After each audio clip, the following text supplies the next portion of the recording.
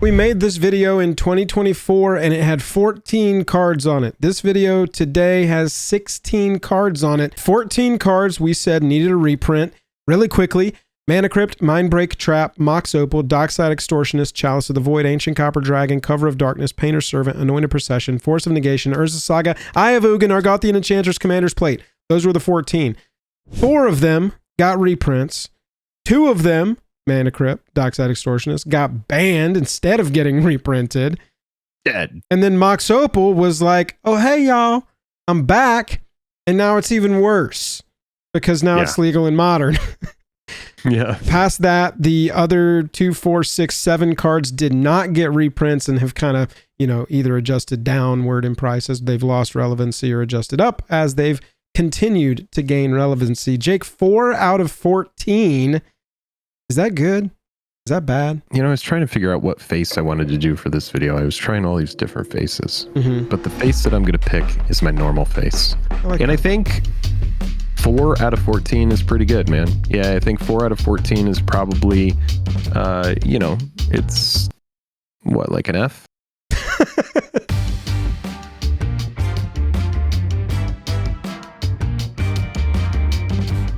Highest level of gratitude to our patrons who power the channel through Patreon. Check out the Patreon link in the description to learn about monthly giveaways, VIP Discord access, and even our official playmat. If you are selling your MTG cards and want to buy list them and save yourself some time and get some little cash on the side so that you can buy more Magic cards because you're just so gosh darn addicted, then take yourself over to Card Conduit. At Card Conduit, you're going to be able to buy list all your cards. They have a really easy to use website that is going to be a great resource for you to turn your unused cards into cash. And when you do, head on over to Dragon Shield, buy some of the best sleeves and best equipment in the multiverse to take care of your beloved cardboard. TCG Player as well for buying cards. If you're looking for cards, you're looking for a competitive marketplace, look no further than TCG Player. You're going to have all sorts of sellers over there competing for your dollar bills, y'all.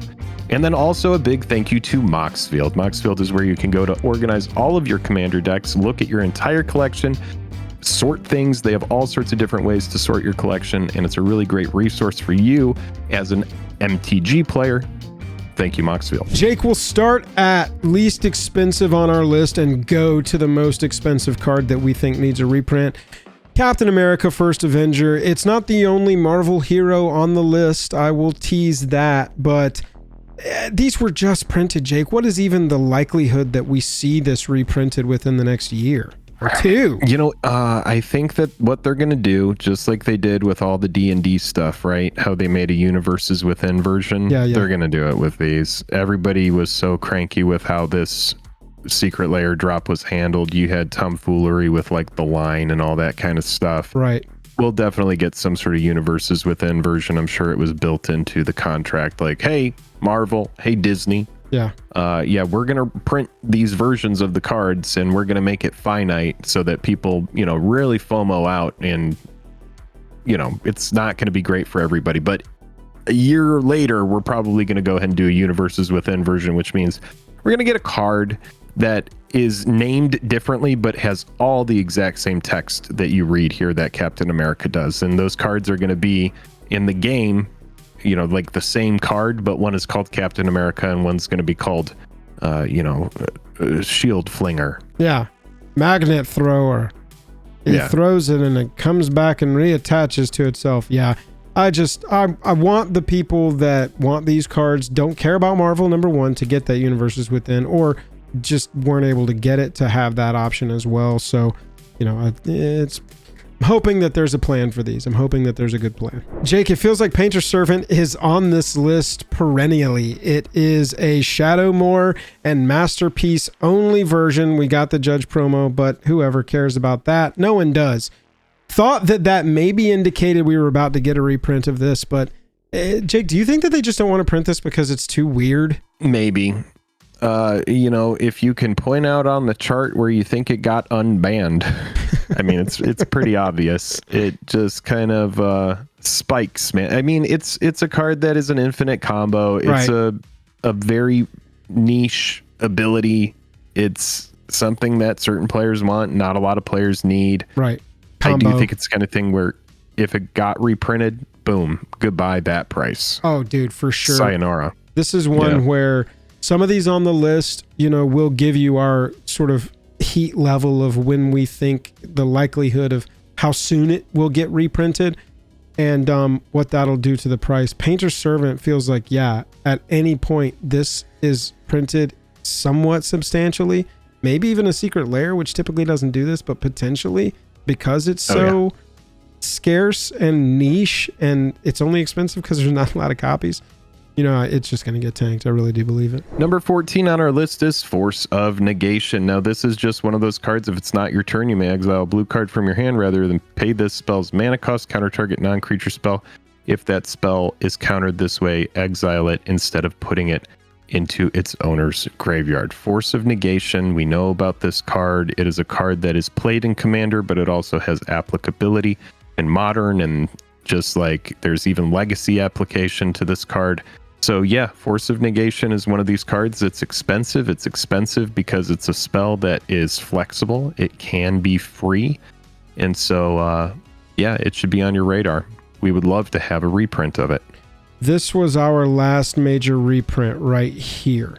So within the last 3 years, Double Masters 22 gave it a full parfait.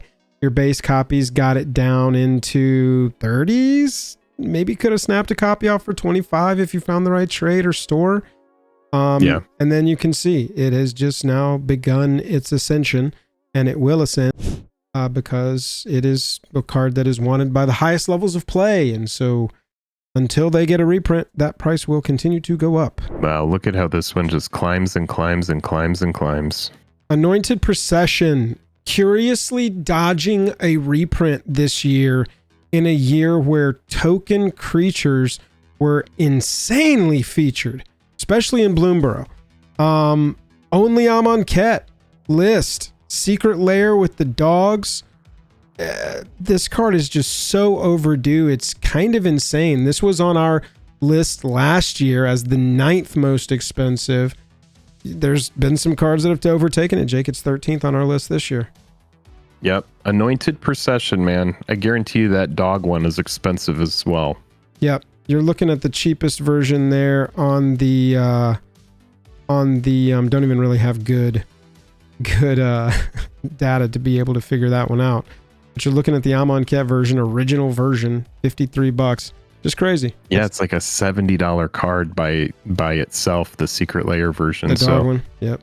Yeah, Anointed Procession is just one of these cards that, especially when you put a dog on it or like a cat or any sort of cute animal. Yes. Forget about it. Forget about it. So at number 12 on our list, we also have Storm. We just talked about Captain America and how that kind of Secret Lair went down. And there's this whole kind of like, this is the only spot to get Storm, only spot to get Captain America, Black Panther, Iron Man was in those Secret Lairs. So Storm as well here. It did peak out over 100 and then has, kind of like leveled out, but it's still a $55 card or around $50 card for something that just came out. So I would expect there's going to be a Universes Within version of all of these Marvel cards. And Storm kind of in that same boat right now as Captain America. It's interesting. The most popular ones from this drop are about the price right now that the layer was. And so if you can stomach that, maybe not a bad time to grab one of these off the secondary market. It's all completely your judgment of when you think another copy will come around or another event that might lower the price of this card, which is, I can't really think of what that catalyst would be other than a straight up reprint of some kind. But, sure. Same boat as Captain America. These just came out, but they're already in the top 20 most expensive Commander cards that aren't that portal crap that we're skipping for this video. Now we all know that this card just got hit with a ban, but at number 11 we do have the One Ring. It is still legal in Commander, but the format that it was the big boogeyman in was Modern, and it had just become too oppressive a card. So the One Ring, the most important artifact that came out of Lord of the Rings, and it's pretty much the whole point of that franchise is the One Ring. It did get banned in Modern, but it still sticks around in Commander, and hopefully it doesn't get the axe in Commander, because I feel like it's a very fair card for the most part. Teferi's protection is at least instant speed. The One Ring is like, all right, you play it and then you know, it becomes this thing that draws you cards, but ultimately starts to kind of burn you down. And I think after you make it through that one cycle of protection, this card kind of loses some potency. But if you can sacrifice it, if you can get rid of it, play it again, start to loop it, that's where it can get kind of degenerate.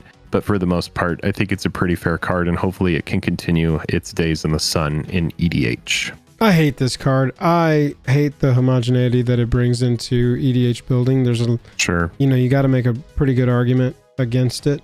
Yeah, this is one I think a nice Universes Within version would be sweet too, so that we don't have to lay on the IP if we are going to keep it as a playable in every freaking Commander deck card. At least give us one that's not the Lord of the Rings version for the people that want that.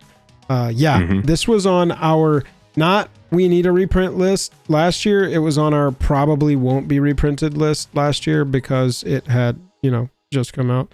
And so I think that with this one getting a Universes Within copy in the next year or two, that'd be pretty sweet. I'd be a fan. 10th most expensive non-portal crap card right now that is wildly Commander playable is Great Henge, y'all. This card is just dodging regular, solid, meaningful reprints. Commander Masters, the last time it popped up, it's already back up to $60.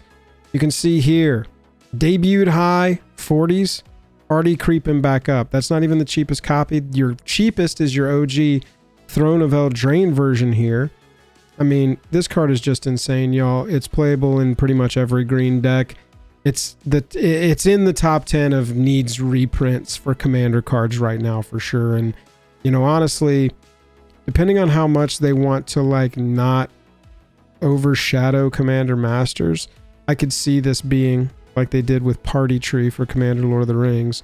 I could see this being like a special insert for a while that helps them sell sets. The Great Henge has been extremely strong ever since it came out. I think the lowest this card has ever been was maybe like 30 or $40 when it debuted. Yeah. Oh, wow. All-time low, 11. Okay, so I'm wrong. Well, when it came out. But I can't imagine it lasted there for a long time, so. No, within a year, it had tripled or doubled, nearly tripled in price, and now we're just off to the races. Got a little reprint announcement that kind of drove it down. Would have been a good time to pick it up, but, you know, waiting for that next pop now of, hey, we're reprinting Great Henge so that we can get another copy. At number 9 on our list, we have one of the mana rocks in Commander that is still legal to play that does not defy physics like Sol Ring. This card is extremely good. It is kind of clunky to play with. Not a lot of decks need it, but for the decks that like that fast mana, that like to be able to, you know, like play something for 1 and then immediately get 3 for it. Yeah, like looking at all the CEDH players, no shade, but this is a card that is very clunky. It's very good, but yeah, it's pretty niche, man. It's a pretty niche card. It's not, it ain't no Mana Crypt. Let's just say that. No, you're not allowed to be Mana Crypt nowadays. Around $70 will get you a copy of Mana Vault right now. You've got old ones, you've got new ones. You can see that it's had quite a few printings. Meaningful, you've got Ultimate Masters. Meaningful, you've got Double Masters. That was a nice little parfait there, but it was an expensive set. You know, non-meaningful, we had it as an insert chase card in Secret Lair. It's just one of those rocks. It'll be used to sell a set at some point within the next 2 to 3 years. But it is, you know, getting up there, top 10 most expensive non-portal crappy cards that are needing a reprint right now. Jake, we got kind of a niche one here. One specific creature type, and that is slivers. Have a lord called Sliver Overlord, and this sucker just ain't getting reprinted. Secret Lair, we all know this one. Justine Jones here, one of the OG Secret Lairs. We've got the original Scourge version, around $60. And then we've got the Premium Deck Series Slivers copy that is also available. Scarce. Right. Slivers are an often supported creature type. Every couple of years, they'll like headline, you know what I'm saying? It's no humans, it's no goblins, stuff like that. But they typically like have one lord, one legend sliver that's printed whenever they do go back around to slivers. And Overlord just keeps getting skipped. I think this is one of the best ones, though, as far as an option goes for your commander, though, right? Oh, yeah. Oh yeah. Yeah. If you're running slivers, you want to be running this card for sure. Yeah, absolutely. It's come down a little bit. You can see kind of interest waxes and wanes. It pops, it falls, it pops, it falls. You know, this is the kind of card it's going to be interesting to watch, because if it's reprinted next time we see slivers, it'll crash. If it's not reprinted next time we see slivers, it'll explode. It's just one of those cards. Yep. You were not wrong about that. Every time slivers come back around, everybody looks at every single expensive sliver, and then if they didn't get reprinted, things inevitably spike, and that is kind of how the cookie crumbles here in MTG. Holy shit, I don't even know what this card is. What is it? This is one of those, this is one of those deep legends from Jumpstart 22 specifically. Next up, we have Ashcoat of the Shadow Swarm, a Jumpstart 2022 card here. Whenever Ashcoat of the Shadow Swarm attacks or blocks other rats you control, get +X until end of turn, where X is the number of rats you control, and then at the beginning of your end step you may mill 4 cards. If you do, return up to 2 rat creature cards from graveyard to your hand. Very good. So if you haven't picked up on it, this is rat synergy. If you're running Relentless Rats, if you're running Rat Colony, this is definitely a card that you're going to want in your 99. So stuff like this is going to be stapled just alongside stuff like Thrumming Stone, that kind of thing.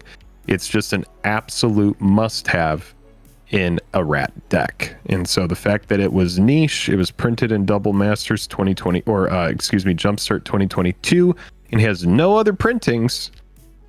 Very rare. Very rare that you see this line of text with a modern card. Modern meaning printed recently. This is not a modern legal rat. Rats, they come, they go. Rats are a meme. Yes. But they're fun. Yes. They're a fun meme. Any of these creature types where there's a lot of synergy, especially the ones where it's like you can run any number of these. I think rats have the highest number of those types of cards. People are drawn to it. And this is one of those cards that's just insanely scarce. Printed right into Jumpstart, not opened as much as your typical set. And so we need it to pop up somewhere. I could see this one in a secret layer. I could see this one popping up in a secret layer rats something. I could see that. Yeah.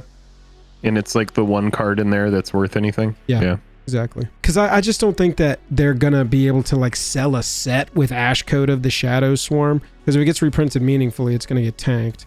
And so you gotta sell it sort of in a smaller thing so that you can be like, hey, look everybody, Ashcoat, it's a $50 card.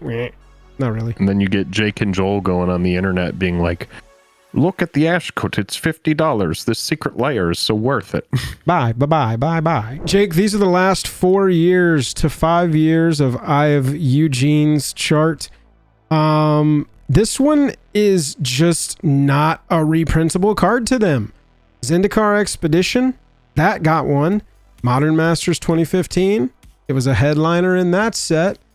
World Wake OG version, you can get this is your least expensive, Modern Masters 2015, about $62 for this one.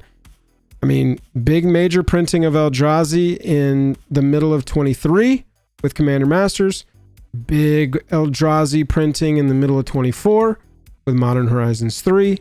This card dodges a reprint twice. You can see what it's doing. Yep. It's every time. This is one where hindsight is 2020, right? Yes. An Eldrazi card, turns out every time more Eldrazi are printed, it gets a spike. So you could see where Zuladoc or whatever that thing came out, boom, sent it.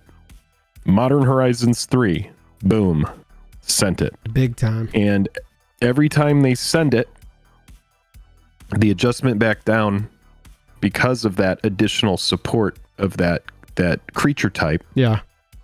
You set higher lows. So you have a card that was, all-time low of what? What was this thing's all-time low? Oh, all-time low, 245. I mean, back in the day, this card was nothing. This was a bulk crappy hit. You didn't want it. It was Garbo. Yeah. But looking back on it now, hindsight, don't you kind of wish that you had put like $2,000 into those? No. Probably so. Bought like 20 copies? Yeah, maybe. No, $2,000. $2,000 in the Eye of Ugin. Yeah, dude. You buy 1,000 copies at $2. Oh yeah. And then boom, 1,000 copies at 60. You're practically a billionaire. Hell yeah. We take 60 G's, baby. Yeah. I mean, honestly, those are the kind of gains that we used to talk about, and it's it's just funny. This is one of the cards that I, on this list, specifically personally want and need. My Eldrazi deck does not have an Eye of Ugin right now. And so I'm really looking forward to this popping up whenever it does next. And then we have Sheoldred the Apocalypse. And what happened with this card is it got, it's no longer legal in Standard. We thought it would hit more of a dip, but then what ended up... Oh, it is? Yeah. Yeah, this one. How long is that fucking set going to be legal? Forever. Sheoldred the Apocalypse. This is one of those cards that was a 4 of in Standard, and I'm sure that it still is, because what have we learned about the new Standard season of Magic the Gathering? Well, it lasts a lifetime. It never rotates. It no longer rotates. Standard is just the thing that is, they just add and add and add and add and add to it, just like Modern and Legacy. Sheoldred the Apocalypse. We really expected this card to see more of a downtrend in price, but it is a very good card in Commander as well. What do we know about Commander? What's the most important thing that we could do when we're playing EDH? It's draw more cards. This punishes your opponents when they draw cards, and it gives you a nice little boost to your HP when you draw cards. So we got that going. Cheapest copy of Sheoldred right now is your Phyrexian text one, around $75. Y'all, $75 for an unreadable card in a fake language? What the hell? Yeah. What the actual hell? This one... That's very funny. I don't know how they're going to do this. We had this on our list last year of this needs a reprint, but it definitely won't be getting one. We didn't really delineate this time. We were just like, look, Captain America just came out, but y'all, we got to figure out something here. Sheoldred, it's on the list. I mean, it's the 5th most expensive Commander card that's not some portal crap. It's still a standard playable card.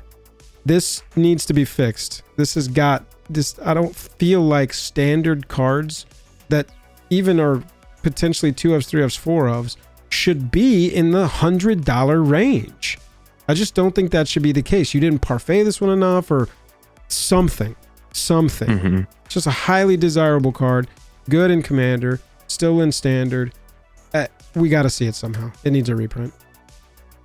Yeah. Even with all of the printings that it already has. All right, we drew straws of who had to talk about David Tennant, and it landed on me.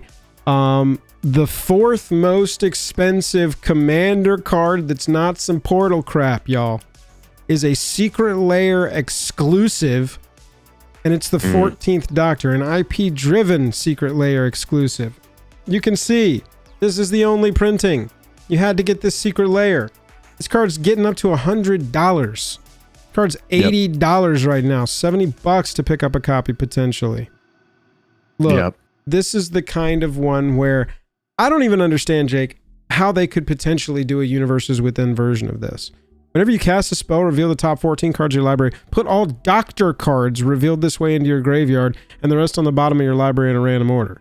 You can have the 14th Doctor enter the battlefield as a copy of a Doctor card in your graveyard that was put there from your library this turn if you do it gains haste. Maybe the Universes Within stuff is really just set aside for like... I don't know. Yeah. I don't understand how we're going to see this card again. No, it's a Secret Lair card. So, what they would do is just reprint it as a Magic card, and it's like Steam Flogger Boss, where it's like other riggers get this, but it's like no one gives a shit because there's not any other fucking rigger that exists, right? Yes. So yeah, it's just going to be like there's going to be some stupid Magic card that just references Doctors, and then maybe in the future, after everybody hates on that card forever and it's only a $2 card, they're going to print something that just puts a bunch of Doctors into MTG, and it's going to send it just like Eye of Ugin did with Eldrazi, Yeah, I could see that. We did just get that article from Blake over at Wizards that was like, hey, we hear y'all. Mechanically unique cards and secret layers that can suck for the people that don't get them. And so we're trying to make an effort. That's what they're doing with the D&D ones right now, is rewards, just a participation award for drafts for a month. And so this potentially falls in that same line. Yeah, you're right. I thought that it would be like a big confusing thing. But yeah, there's cards that reference stuff that doesn't even really exist. So, all right, we have now spent a ton of time on David Tennant, fourth most expensive commander card right now that needs a reprint, in our opinion. There we go. David Tennant. Jake, the only card on this list that you've had for lunch, it's Ancient Copper Dragon.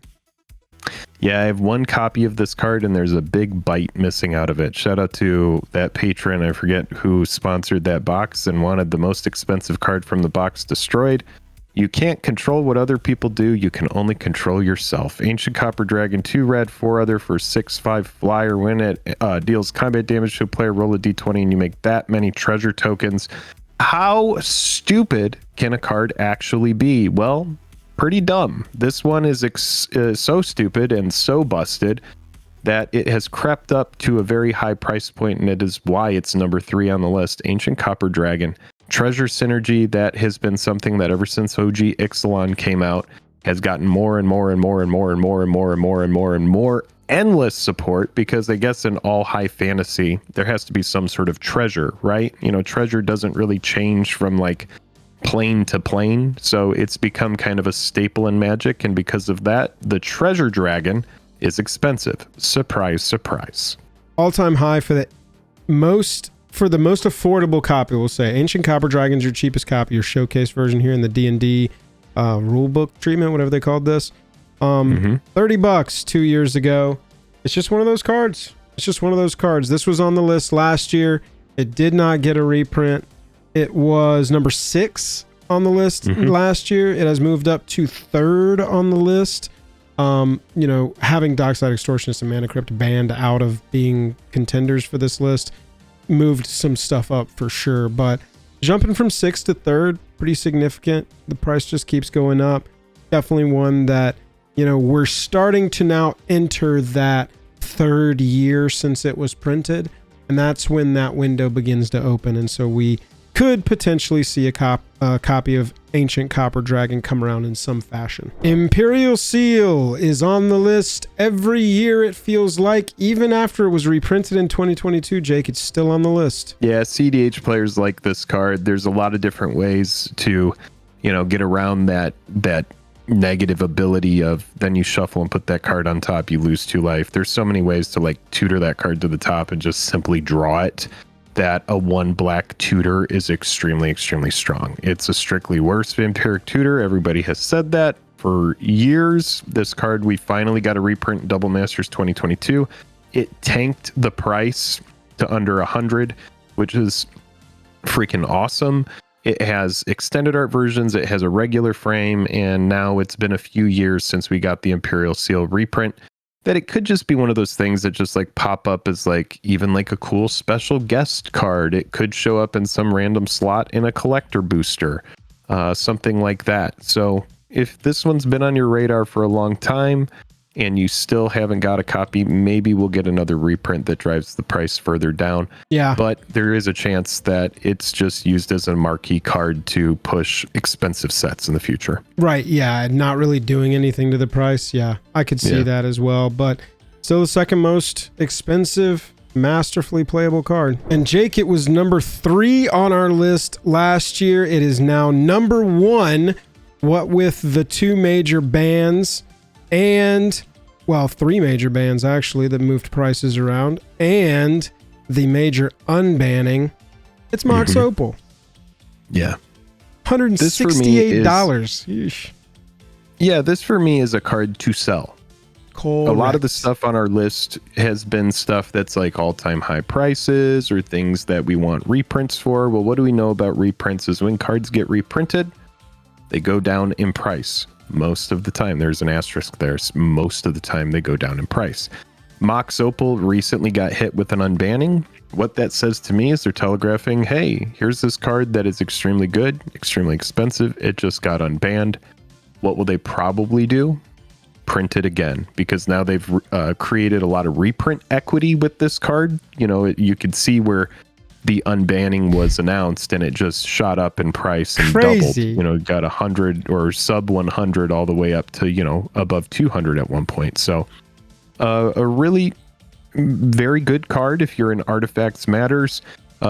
It's extremely strong, and the other thing that's interesting about it is Modern. Modern used to be a 4 of, and now that this card is unbanned in Modern, you have players that not only are soaking up 1 copy for Commander, but players are soaking up 4 copies, because if you're in Affinity, you want to be running 4 of these so that you can make sure to find it. This is the bread and butter of that kind of deck. So chat, take that list for what you will. Cards to sell, cards to not buy, cards we need reprints of. It's all 3. Let us know down in the comments what you think of the list.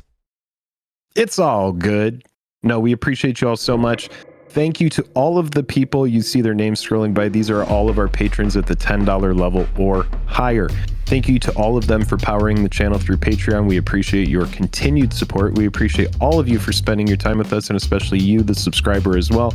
This is your second Jake and Joel video. We encourage you, or actually you must subscribe, because that means for some reason or another, you keep coming back here to watch our faces. And I think it's because we're just so gosh darn cute. I know Joel is anyway. Thanks, man.